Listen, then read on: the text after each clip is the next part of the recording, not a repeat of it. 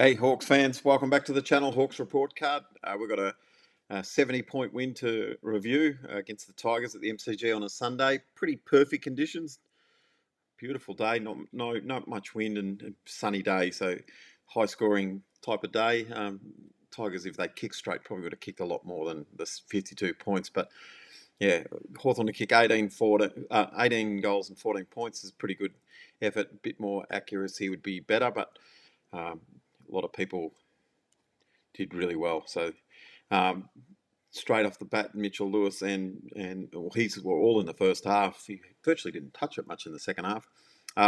Wizard, he was really good as well. Got a couple of marks on the lead, but that goal where he took the ball on the wing, took a bounce, drilled it from 50, just excitement machine, unbelievable. 5 goals, a really good return from both of them. Josh Battle kicked his first goal as a Hawk as well. Nice left foot snap. We saw him lining up on the wing a little bit, and he got forward and snapped it. He's had a couple of shots this year, and finally got it through the big sticks. Noah Mraz, he had a couple of opportunities to kick his first goal, and then with a couple of seconds left, he did a right foot banana, and it sort of just bounced through, sort of a weird kick, but still, nonetheless, it's still a goal. Congratulations to Noah. Played in the ruck. He sort of did a bit of everything. He was down back. He had more shots at goal than Jack Gunston, which is unusual. And Ollie Greaves, he put on a good tackle, got a holding the ball, and he slotted it straight through, like right down the middle. That one went for his first goal. Top runners for the day for Hawks. Harry Morrison, 15.3. I'm pretty sure he hasn't featured in this list so far this year. Dylan Moore equal with him on 15.3, and Josh Battle, who's a regular. Him and Dylan Moore pretty much regular most games. They all do really well and cover the ground pretty good.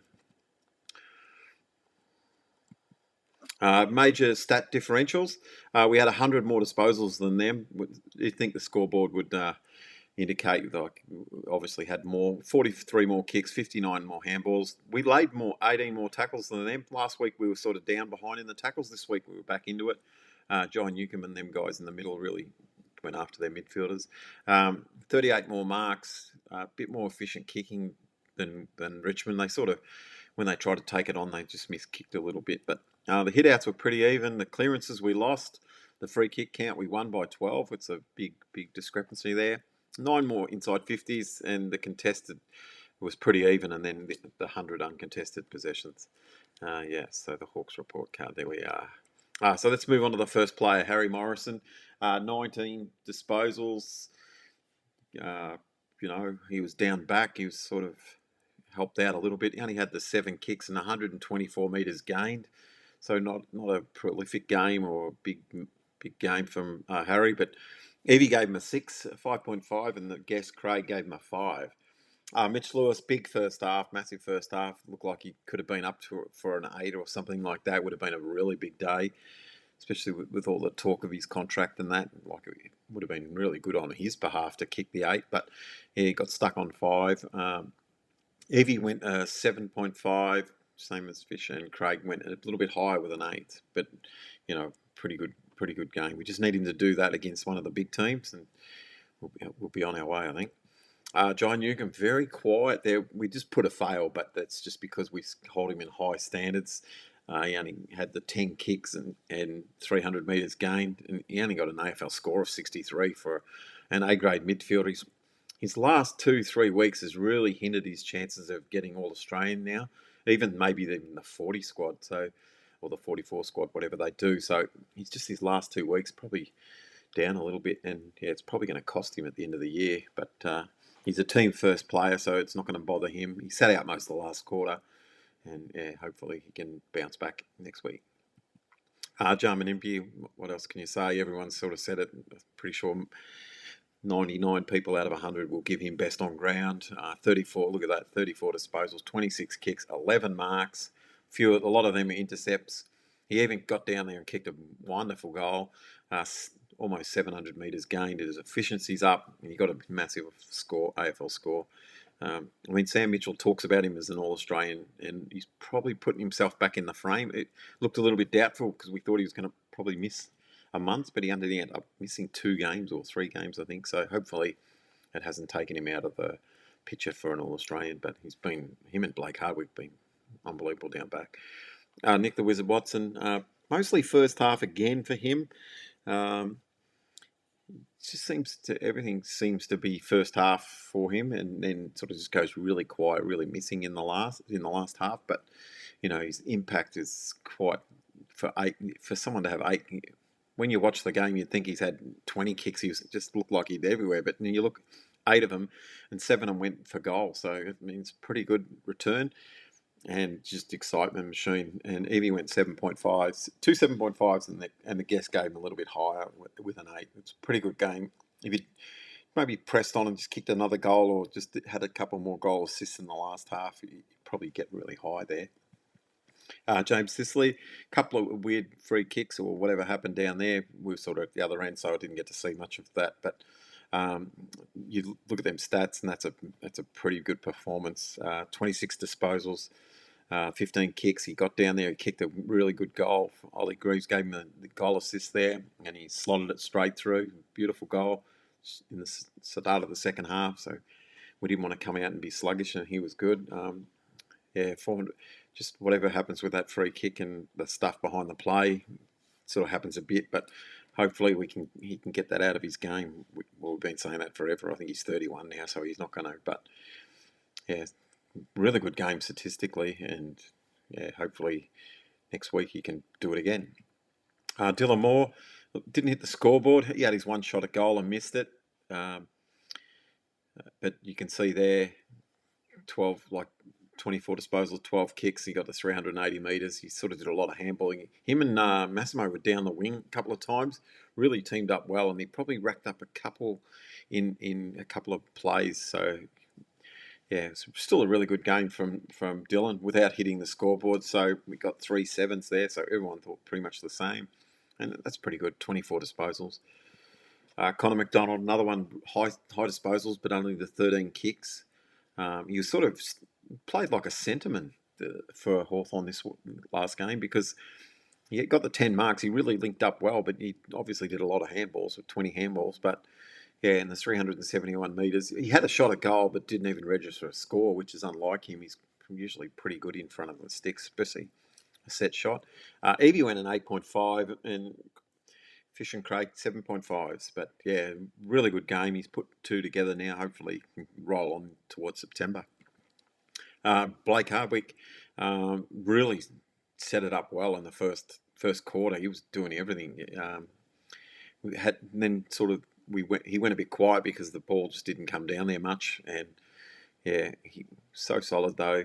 9 marks, some of them intercepts, linking up. He actually took a couple of marks from the kickouts when Richmond kicked out of the points. Did really well. So another one who's Hawthorn people are pushing up for All-Australian. He obviously represented Victoria pretty well in the State of Origin game, in the first game of the year. So he's in people's views as being in the elite category, and all this season he's just been right up in the upper echelon. So he got 3 7s there. Another fantastic game. He had a bit of a limp when he went up for one of them big marks. He limped around for a little while, but by the end of the game, he was still strong. So hopefully nothing to hear about there.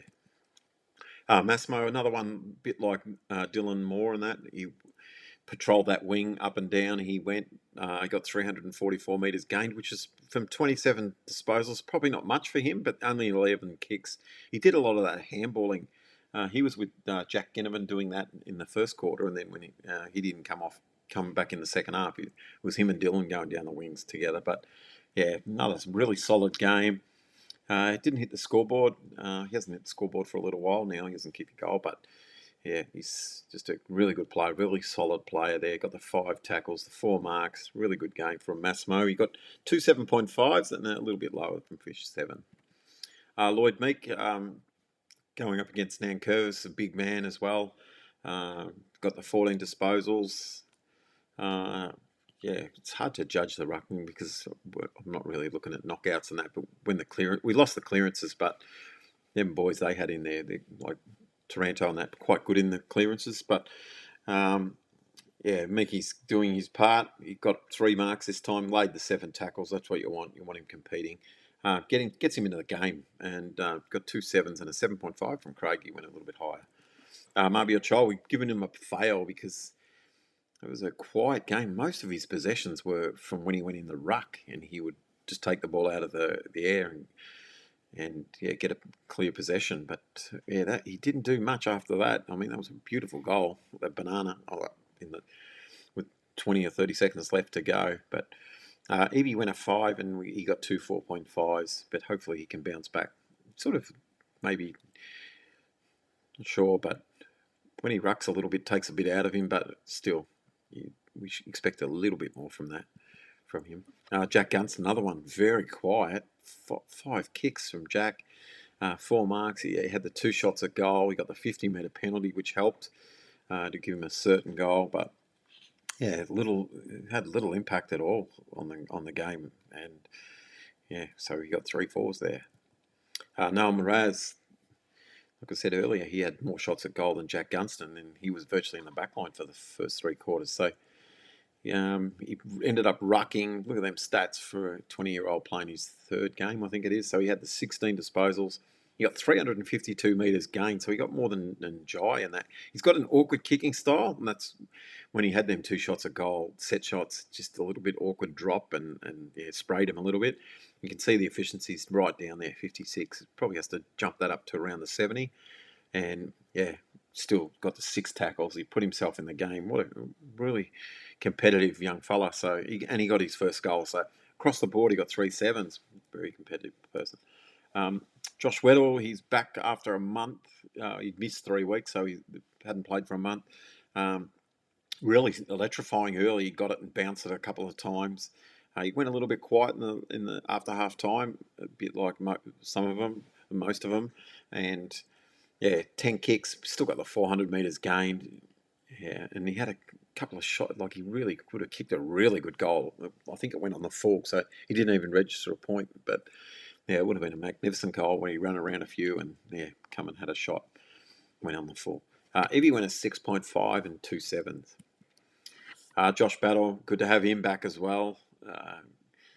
Really missed him in that Melbourne game. You notice him when he's not there.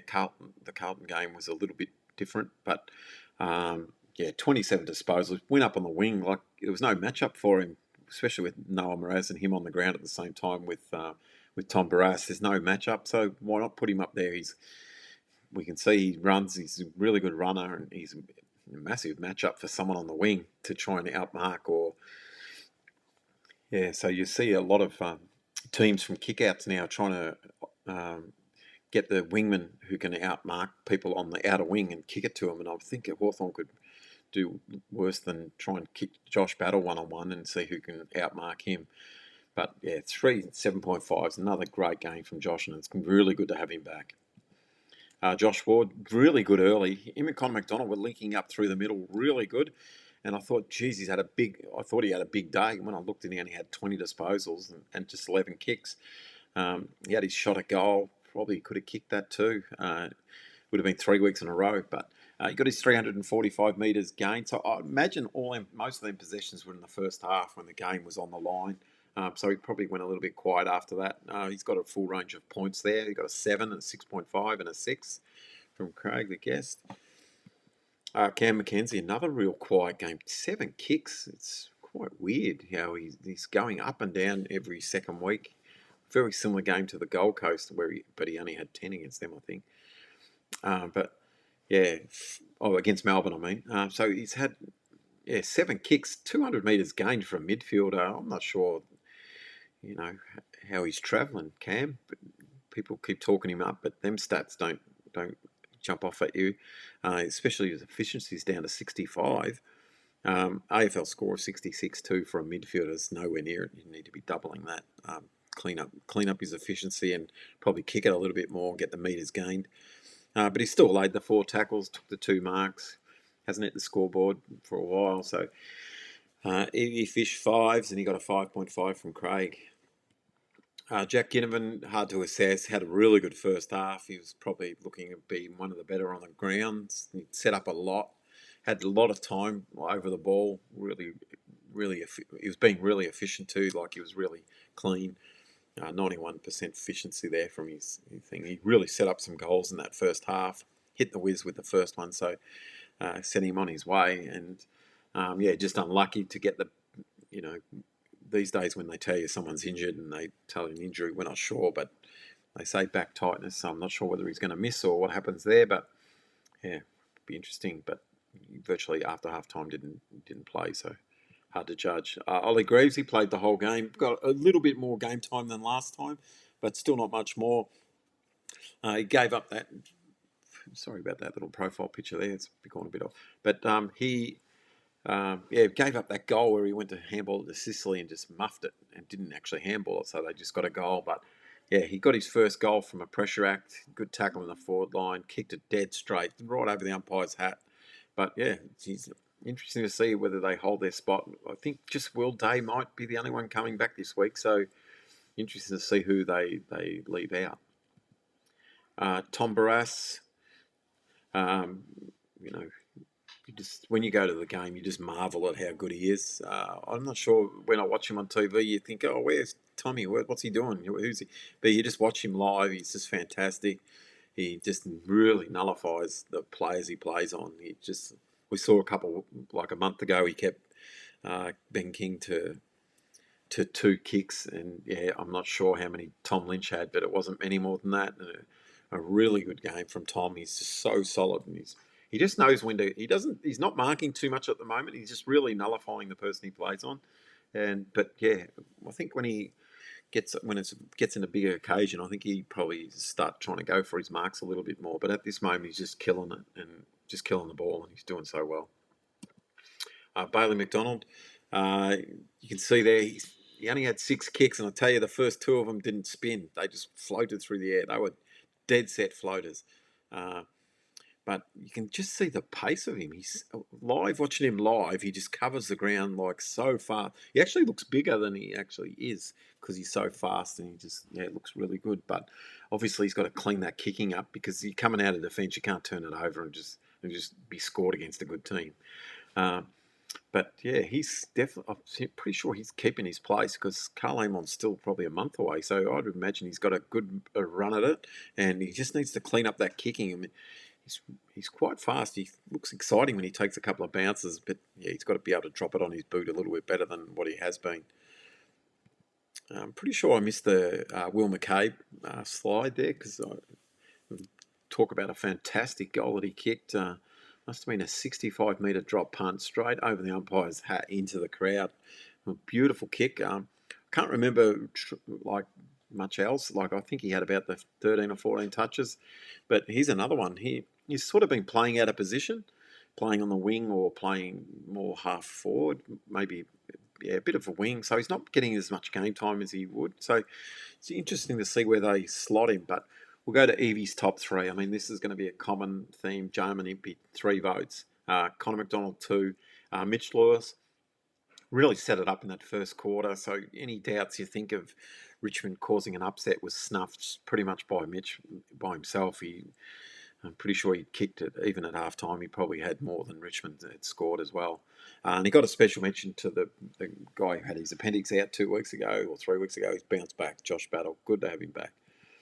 Fisher's top 3, Jarman MP, Mitch Lewis 2. I gave the Wiz 1 because I just think the excitement and kicking 5 goals any day is a really good feat. And that, I think it was his last goal, the one when he took the bounce and took him on. Really good goal. And he's just, watching him live is just fantastic. Connor McDonald got a special mention from me. Craig went for a special guest, went for Jarman Impey on top as well. 3 votes. I'm pretty sure he would have got all the coaches' votes and all that stuff. Mitch Lewis, he went virtually the same as me. So Mitch Lewis 2, he gave the Wizard 1, and he did. I think he went the same. Josh Battles got a special mention as well. So next week's game, we're at the G again. It's another day evening game, the 4 o'clock start. Essendon have had a win against the Giants, who we sort of struggled against a couple of weeks ago. So it'd be interesting to see how far they've came. We beat them by 10 goals in the first time we met them. But as we've seen, the team that usually loses to a team when they play them the second time around, a lot changes. They've learned a lot from their losses. So hopefully Hawthorn keep the pressure on. Yeah, and hopefully, like Will Day will be back, hopefully, and we can march on towards the finals. Evie and I'd like to thank you for all your support, give you the channel. So always remember to like and subscribe and all that, and even drop in your comments who you think the top three is. Um, a lot of people have different views on the game. Like even, you could think Tom Barras was one of the best, but yeah, everyone has different views. So when you can drop in the comments who you think the top three is, and cheers. Yeah, don't forget to like and subscribe. Cool. All right. Well, thank you very much. We will be putting up the Essendon one after the not probably on a Sunday, so probably on a Monday. So thank you very much, and we'll see you. Hopefully, it's another win.